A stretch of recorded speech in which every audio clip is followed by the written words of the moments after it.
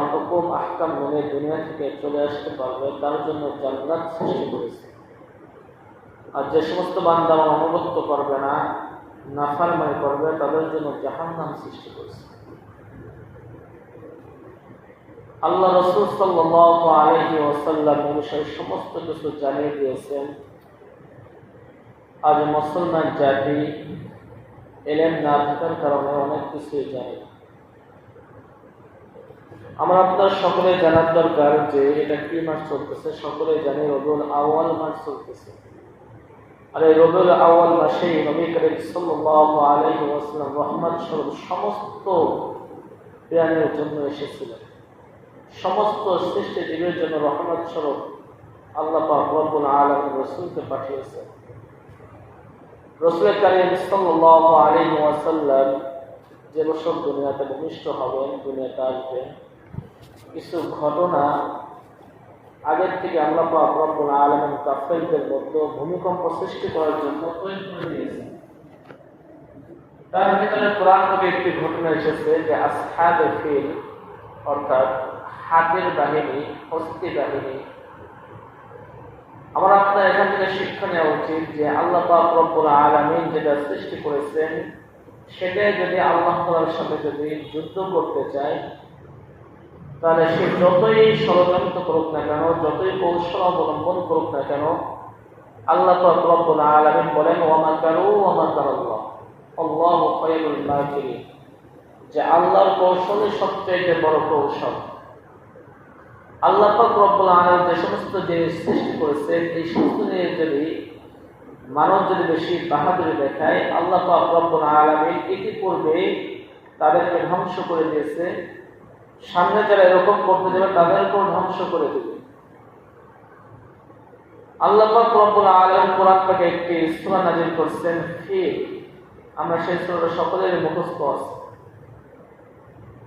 হাদিসে এসেছে, তাফসীরে লিখেছেন নবী করিম সাল্লাল্লাহু আলাইহি ওয়াসাল্লাম যে বছর দুনিয়ায় ভূমিষ্ঠ হবেন, কেউ কেউ লেখছেন 50 দিন আগে অথবা 60 দিন আগে এই ঘটনাটা ঘটে।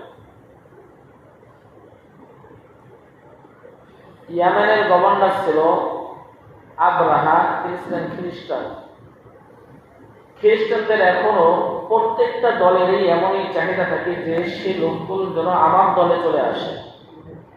হিন্দুরা চাইবে সমস্ত মুসলমান যেন হিন্দু হয়ে যায়, মুসলমানরা চায় সমস্ত লোক যেন মুসলমান হয়ে যায়, খ্রিস্টানরা যেন চায় যে সমস্ত মানুষ খ্রিস্টান হয়ে যায়, আমাদের ধর্মই বাড়ি হোক। আবরাহা বাদশাহ ছিলেন খ্রিস্টান। তিনি দেখতে পেলেন যে মক্কা মদিনায় কাবা শরীফ আছে, সমস্ত মুসলমান সেখানে ইবাদত করে। মুসলমান দলে দলে কাবা শরীফকে নির্মাণ করে এবং তাদের উপাসনা করে। এটা আবরাহা বাদশার এটা পছন্দ হয় না, যে কেন, আমি তো খ্রিস্টান, আমার তো কোনো দিক থেকে কোনো কিছু কম নাই। তাই আবরাহা চিন্তা করলেন যে এই দুনিয়ার ভিতরে সবচাইতে বড় গির্জা নির্মাণ করবে, যাতে মানুষ কাবা শরীফকে বাদ দিয়ে গির্জা শরীফের দিকে অগ্রসর হয়। এভাবে আবরাহা সবচাইতে দুনিয়ার ভিতরে সবচাইতে বড় গির্জা বানাইলেন। বানানোর পরে দেখে তবুও মানুষ আমার এই গির্জার দিকে আসে না, ওই মক্কা শরীফের দিকে যায়, কাবা শরীফকে নির্মাণ করে এবং ওটারই উপাসনা করে। এক পর্যায়ে খ্রিস্টান কৌশল অবলম্বন করলেন যে কিভাবে কাবা শরীফ শেষ করা যায়। তার পুঁজির ছিল তাদেরকে লাগিয়ে দিল, দেখো কোনোখানে ষড়যন্ত্র করা যায় কিনা। এক পর্যায়ে দেখা গেল মুসলমানদের ভেতর থেকে একজন, আপনার যে আবরাহা যে খ্রিস্টানদের গির্জা নির্মাণ করেছিল ওই গির্জা কিছুটা ময়লা করে আসলো। এই খবর আবার আবরাহা বাদশার কাছে গেছে যে মুসলমানদের একজন কাবা শরীফ যে উপাসনা করে তাদের ভেতর থেকে একজন আমাদের গির্জা আবর্জনা ফেলে গেছে। এই কথা শুনে আবরাহা চিন্তা করলেন এটাই আমাদের সুযোগ, আমরা সুযোগ পেয়েছি যে মুসলমানদের ভিতর থেকে একজন আমাদের গির্জাকে অপমাননা করেছে, আবর্জনা ফেলে গেছে। তাহলে কি করতে হবে? কাবা শরীফ আর রাখা যাবে না। কাবা শরীফ যদি শেষ করা যায় তাহলে সমস্ত মানুষ এই গির্জার দিকে চলে আসবে। তার পরিকল্পনা ছিল এটা। তাহলে কিভাবে ক্ষতি করা যায়, কিভাবে ধ্বংস করা যায়? আব্রাহা বাদশাহ অনেকগুলো হাতি নিয়ে গেলেন, এটা কোরআন থেকে এসেছে যে অনেকগুলো হাতি নিয়ে গেলেন তাদেরকে ধ্বংস করার জন্য। এক পর্যায়ে কাবা শরীফের যখন সংক্ষেপে বলতেছে, এক পর্যায়ে কাবা শরীফের নিকটবর্তী যখন হলো, হাতিগুলো আর সামনের দিকে অগ্রসর হয় না। কাবা শরীফ যেদিকে সেদিকে অগ্রসর হতে চাইতেছে না, অন্যদিকে যখন নিতে চাই হাতিগুলো আবার হাঁটা শুরু করে। তবু আব্রাহা অনেক হাতিগুলোর প্রতি জবরদস্ত করলেন, মার দিলেন।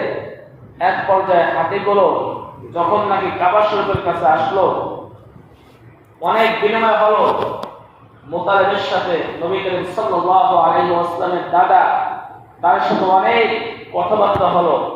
কিন্তু আব্রাহা মানলেন না। তার ইচ্ছা যে আমি কাবা শরীফকে শেষ করব, আমার গির্জায় সমস্ত মানুষ চলে আসবে। কিন্তু আল্লাহ পাক রব্বুল আলামিন যে জিনিসকে সৃষ্টি করেছেন, সেই জিনিস নিয়ে যদি আপনি তার মোকাবেলায় করেন, এক সেকেন্ড থাকতে পারবে না। এটা তার চিন্তাই নাই। সে চিন্তা করছে কাবা শরীফকে যদি ভাঙা হয়, আমার গির্জায় সমস্ত মানুষ চলে আসবে। এক পর্যায়ে কোনো কথাই শুনলেন না।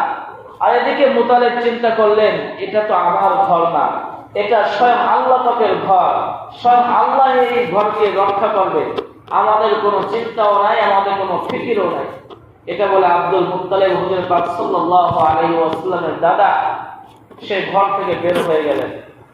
এক পর্যায়ে যে আসহাবে ফিল অর্থাৎ যে হাতি বাহিনী নিয়ে এসেছিল, আল্লাহ পাক রব্বুল আলামিন যখনই কাবা শরীফের নিকটবর্তী হলো, আল্লাহ পাক রব্বুল আলামিন আলাম তারা কাইফা ফাআলা রাব্বুকা বিআসহাবিল ফিল আলাম ইয়াজআল কাইদাহুম ফি তাদলিল ওয়া আরসালা আলাইহিম তায়রান আবাবিল।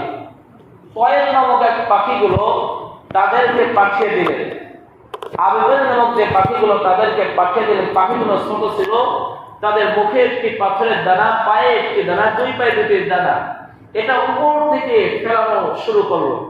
এই ছোট ছোট যে পাথর আল্লাহ পাক রব্বুল আলামিন পাখির মাধ্যমে ফেলেলেন, এটা একটা হাতের উপরে লাগে, একটা লাগার সঙ্গে সঙ্গে বোমা যেমন ফেলালে ছিন্ন বিচ্ছিন্ন হয়ে যায়, ঠিক একটা পাথর আঘাতের একটা হাতির পা ছেড়ে চলে যেতে লাগলো, মাথা ছেড়ে চলে যেতে লাগলো। এইভাবে কিছুক্ষণের ভিতরে কি শেষ হয়ে গেল মুসলিম বাহিনী। এবং আব্রাহা বাদশার কি অবস্থা হলো? হাদিসে এসেছে আব্রাহার বাদশা এমন অবস্থা হলো যে আল্লাহ তাআলা এমন একটি রোগ দিলেন, তার হাতের নখ একদিন খসে পড়ে যায়, তার নখ একদিন খসে পড়ে যায়। এইভাবে আস্তে আস্তে সে দুনিয়া থেকে বিদায় নিয়ে চলে গেল। এখন আমার আপনার এখানে শিক্ষা নেওয়া উচিত যে আল্লাহ পাক রব্বুল আলামিন যে ঘর নির্মাণ করেছিলেন কাবা শরীফ, সেটা যে আপনার আল্লাহ পাক রব্বুল আলামিন রক্ষা করলেন। আমি আপনি যতই কৌশল অবলম্বন করি না কেন, আল্লাহর কাছে সমস্ত কি শেষ হয়ে যাবে। এর জন্য আমার আপনার এখানে শিক্ষা নেওয়া উচিত যে আল্লাহ পাক রব্বুল আলামিন যে ইসলামের যে সমস্ত জিনিস হুকুম করেছেন, এটা আমার যথেষ্ট মানার দরকার। আর এই ঘটনা যে বলার উদ্দেশ্য সেটা হলো যে আসহাবে ফিলের 51 থেকে 55 দিন পরে নবী করিম সাল্লাল্লাহু আলাইহি ওয়াসাল্লাম এই দুনিয়াতে ভূমিষ্ঠ হয়েছে। এটাকে আমে ফিলও বলা হয়। আসহাবে ফিলের যে ঘটনা, নবী করিম সাল্লাল্লাহু আলাইহি ওয়াসাল্লাম আমাদের জন্য কি নিয়ে এসেছেন, নবী করিম সাল্লাল্লাহু আলাইহি ওয়াসাল্লাম যে উম্মত আমি আপনি হতে পেরেছি, এটা তো আমরা আপনার কোনো মাথা ব্যথাই নাই। সমস্ত নবী রাসূলগণ পর্যন্ত শ্রেষ্ঠদের উম্মত হওয়ার জন্য আল্লাহর কাছে আবেদন করছে। শুধুমাত্র একজন নবীর আবেদন আল্লাহ পাক রব্বুল আলামিন কবুল করছেন। হযরত ঈসা আলাইহি ওয়াসাল্লামের দোয়াটা আল্লাহ পাক রব্বুল আলামিন কবুল করছেন। আজ আমি আপনি শ্রেষ্ঠদের উম্মত হয়ে রাসূল কারীম সাল্লাল্লাহু আলাইহি ওয়াসাল্লাম যে সমস্ত হুকুম আহকাম আমাদের প্রতি অর্পণ করেছেন, সেগুলো আমি আপনি মানতে নাই। আমি আপনি যদি নবীর কাহিনী জানি, নবী করিম সাল্লাল্লাহু আলাইহি আদর্শ যদি নবীর জীবন থেকে যদি কিছু খুঁজে নিতে পারি, তাহলে আপনার জীবনকে ধন্য মনে করব। নবী করিম সাল্লাল্লাহু আলাইহি ওয়াসাল্লামের পিতা কিন্তু কুরবানি হওয়ার জন্য প্রস্তুত হয়েছিলেন। আব্দুল মুত্তালিব চিন্তা করলেন, কাবা শরীফ যদি ঠিক হয়ে যায় আর আল্লাহ তাআলা আমাকে 10টা সন্তান যদি দান করে, আমি একটা সন্তানকে আল্লাহ রাস্তায় উৎসর্গ করে দেব। আল্লাহ পাক রব্বুল আলামিন হযরত মুতালিব আলাইহিস সালামকে 10টা সন্তান দান করেছিলেন।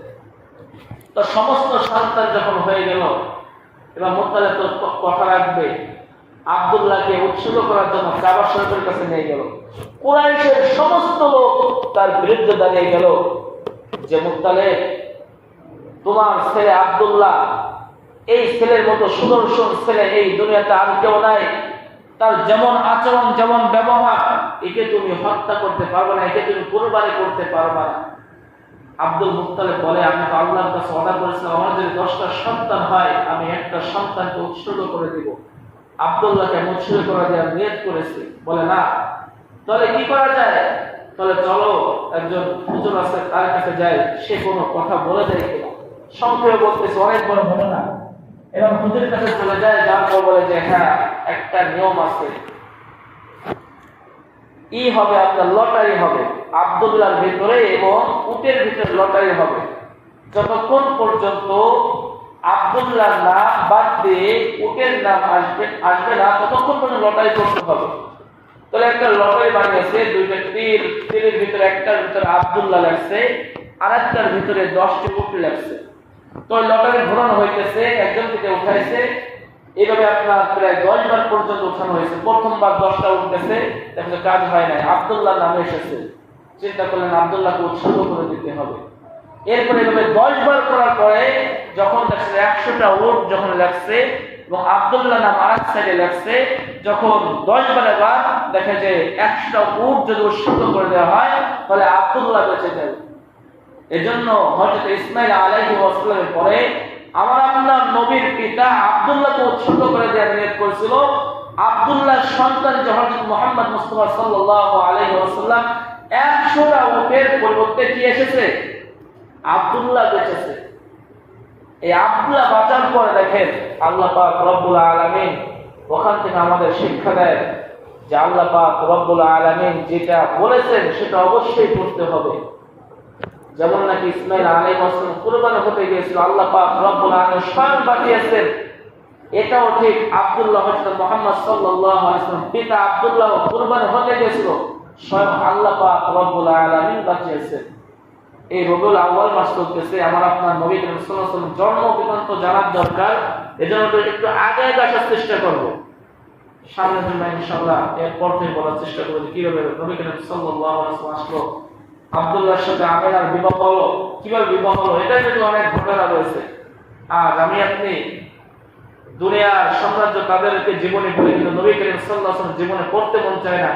নবী করিম সাল্লাল্লাহু আলাইহি ওয়াসাল্লাম জীবনে যদি আমি আপনি যদি জানি, আমার আপনার ভিতরে যদি জানা থাকে, এই দুনিয়ায় আমি আপনি অত হতাশ হব না। এজন্য জানবো তো ইনশাআল্লাহ। আল্লাহ তাআলা আমাদের সকলকে নবী করিম সাল্লাল্লাহু আলাইহি ওয়াসাল্লাম জন্ম বৃত্তান্ত জানার তৌফিক দান করুন, যা সুন্নাতুল জান্নাত কল্লাকে মাসুমা করে দিন।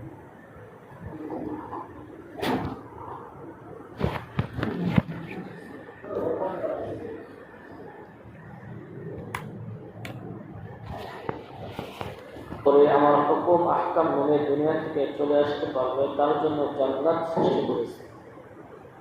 আর যে সমস্ত বান্দা আমার অনুগত্য করবে না, নাফরমানি করবে, তাদের জন্য জাহান্নাম সৃষ্টি করেছে। আল্লাহ রাসূল সাল্লাল্লাহু আলাইহি ওয়াসাল্লাম এই বিষয়ে সমস্ত কিছু জানিয়ে দিয়েছেন। আজ